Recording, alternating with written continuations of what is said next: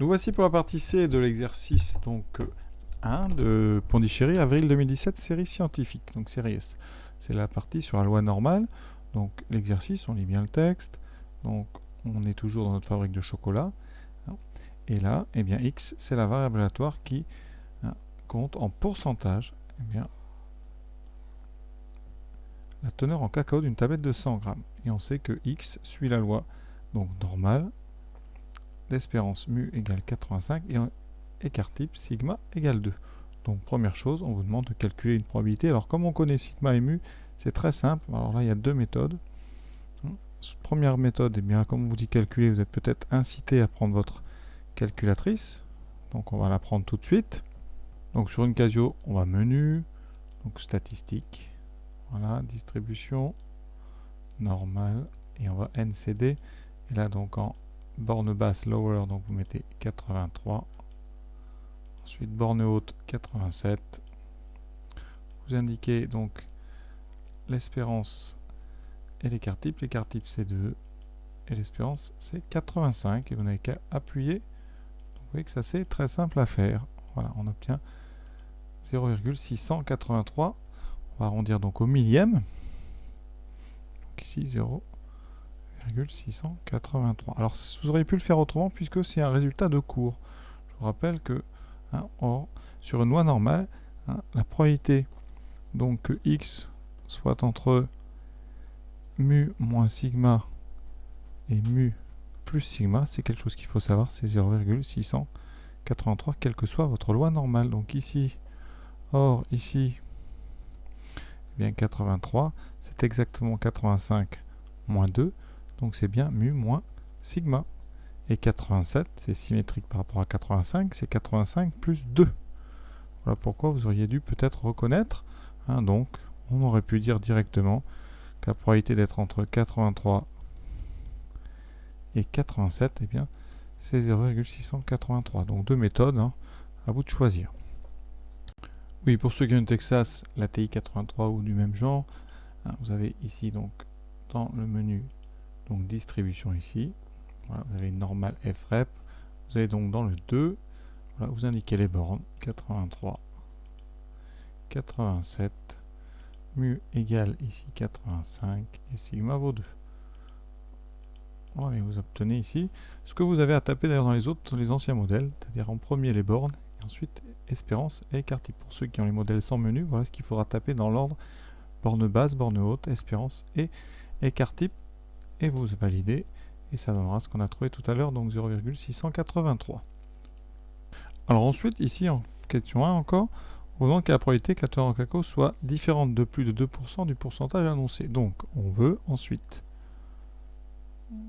voilà, on veut donc la probabilité que x soit plus grand donc que 87, donc strictement, ce qui revient au même puisqu'on est en continu, plus la probabilité que ça soit plus petit que 83.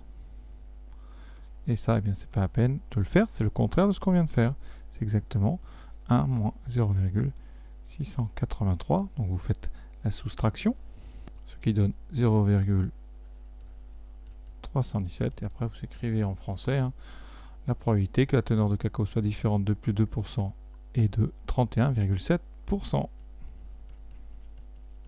Voilà, maintenant on va passer à la partie 2, à la question 2. Alors la question 2, elle va dépendre de votre calculatrice. Donc si vous avez une Casio ou une Texas récente avec des menus, pas de problème, vous allez pouvoir faire un intervalle centré. Voilà ce que ça donne. Alors sur la Casio, donc vous allez dans le menu statistique, distribution, normale, et vous allez dans inverse, n, voilà, et vous allez chercher une aire centrée. Alors ici vous allez changer à right, ici vous mettez center, voilà, une aire centrée d'une valeur de 0,9, voilà, et vous indiquez sigma qui vaut 2 et mu qui vaut 85, et vous obtenez 80,7 et 88,2. Donc ici, donc 85 plus A va être égal à 88, on va dire 20, on va garder un peu de décimale, donc 289, donc 290, on arrondit au millième, et 85 moins A, vous voyez, sera égal à 81,710. Donc ça vous donne la valeur de A Donc A est égal à 3,290. Voilà. Et ça, oui, ça se fait tout seul. Pareil avec la Texas, avec le menu. Donc ça vous donne ça. La voici cette Texas. Donc ici, on va dans le menu distribution. Inverse de la loi normale. Et là, vous avez gauche, centre et droit. Donc vous allez taper sur centre. Donc premièrement, l'air, vous voulez une aire de 0,9 avec une espérance donc de 85 et un écart type de 2. Et ceci centré, c'est-à-dire centré autour de 85, vous validez. Ensuite, eh bien, vous n'avez plus qu'à mettre coller, voilà, et vous n'avez plus qu'à valider, et on trouve 80,710 et 88,289,7, voilà ce qu'on avait trouvé exactement avec notre Casio. Donc vous voyez, les deux calculatrices sur ce point-là sont aussi performantes l'une que l'autre. Alors ceux qui ont l'ancienne calculatrice Texas, ça c'est un petit peu plus embêtant. Et pourquoi c'est embêtant? Parce que quand vous allez dans le menu distribution, eh bien, à l'inverse, vous n'avez qu'une possibilité, c'est faire une inversion de x plus petit que. Donc, il va falloir transformer cette égalité en une x, probabilité que x soit plus petit que quelque chose. Alors, je vais vous montrer comment on fait. Alors, première étape, eh bien, c'est de faire un petit dessin pour bien voir un petit peu ce qui va se passer. Donc, on dessine une courbe en cloche, voilà. Ensuite, vous mettez votre axe de symétrie en 85. Vous avez ici 85 moins A et symétrique de l'autre côté. 85 plus A. Vous cherchez ici une aire de 0,9. Donc, on va séparer ça en deux. Alors, cette probabilité, elle est égale à la probabilité quoi? Eh bien, que x soit plus petit que 85 plus A, moins la probabilité que x soit plus petit que 85 moins A. Si vous réfléchissez bien, c'est assez logique, puisque vous avez votre courbe en cloche. Voilà, la première probabilité, c'est celle qui part ici de 85 plus A jusqu'au début. Voilà. Et si vous voulez retrouver celle-là, il va falloir lui enlever eh bien, celle que vous avez à gauche. Donc, ouais, effectivement, cette aire ici centrale, c'est bien toute mon aire de gauche, donc la gauche de 85, moins la petite aire verte ici que j'ai assurée. Et ensuite, on a une deuxième astuce, eh bien, on va utiliser la symétrie pour se débarrasser ici eh bien, du 85 moins A. Alors, la probabilité que x soit plus petit que 85 plus A, on va la laisser. Par contre, la probabilité que x soit plus petit que 85 moins A, par symétrie, vous voyez, elle est où cette? Elle est ici à gauche. Eh bien, elle va être égale à cette aire ici à droite. Donc, c'est l'aire que x soit plus grand que 85 plus A. Voilà. Et ensuite, qu'est-ce qu'on sait d'autre?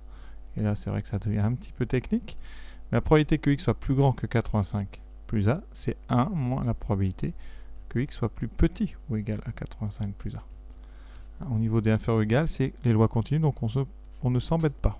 On laisse toujours des inférieurs ou égal. Et là, vous voyez, on obtient 2 fois p de x plus petit que 85 plus A. J'enlève ici les parenthèses. Et moins A. Et donc, j'ai transformé un problème central en un problème ici, une aire ici qui est à gauche. Voilà, vous retrouvez ça dans le théorème centrale limite, démonstration un petit peu plus compliquée qu'on a dans le cours sur la loi normale.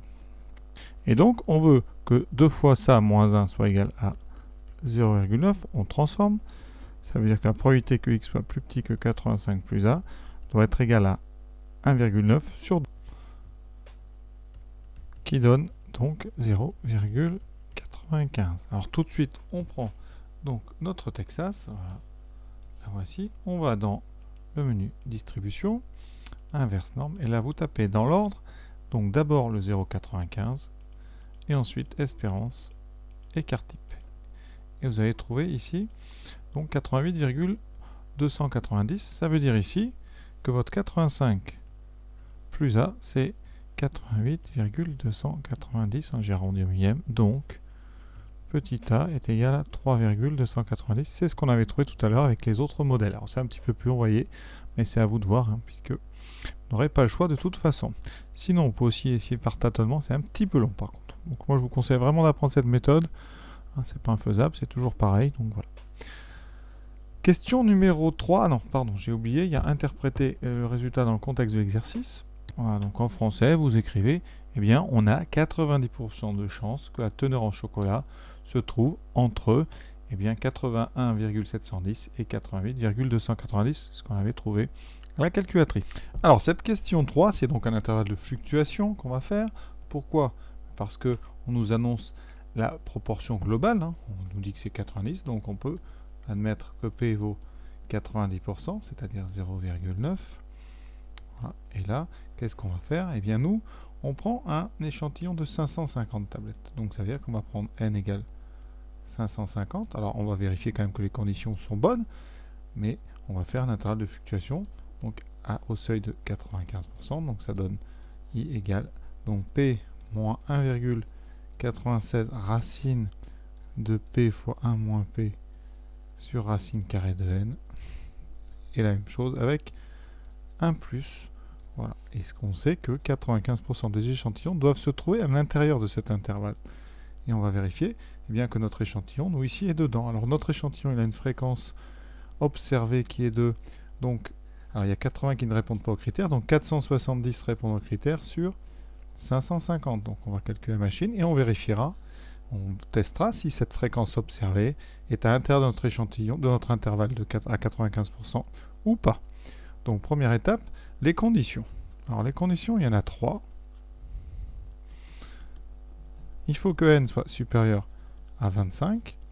Il faut que np soit supérieur à 5. Et ensuite que n fois 1 moins p soit supérieur à 5.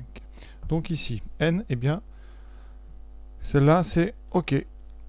np supérieur à 5, eh bien on calcule. N fois p, ça fait 550 fois 0,9. C'est évidemment plus grand que 5, donc c'est OK. Et ensuite, 550 fois 0,1, c'est peut-être celle-là qui pose le plus de problème, mais on divise par 10, ça fait 55, donc c'est bien supérieur à 5, donc on est dans les conditions pour faire un intervalle de fluctuation asymptotique. Donc là, on va allumer la calculatrice et calculer les bornes de cet intervalle. Donc voilà, j'ai fait le calcul donc avec cette ETI. Donc on est d'usage, eh bien, pour ne pas perdre en précision, on va prendre une valeur plus petite pour le premier. Donc ici, on va prendre 0,874. On ne prend pas 0,875. Et pour le deuxième, on prend plus grand. Donc on va prendre 0,926. Parce qu'on est au millième ici. Rappelez-vous, dans tout exercice, tout est au millième. Voilà. Donc ça veut dire qu'on doit être entre 87,4% et 92,6%. On va calculer 470 sur 550. Donc on calcule eh bien, à la machine, on trouve 0,85,5 et on remarque que cette fréquence observée n'est pas dans l'intervalle de fluctuation au seuil de 95%. Et donc, qu'est-ce qu'on peut en conclure? On peut mettre en doute l'affirmation de la chocolaterie. Et voilà, donc cet exercice est terminé. Je vous invite évidemment à continuer ce sujet, à faire les autres exercices.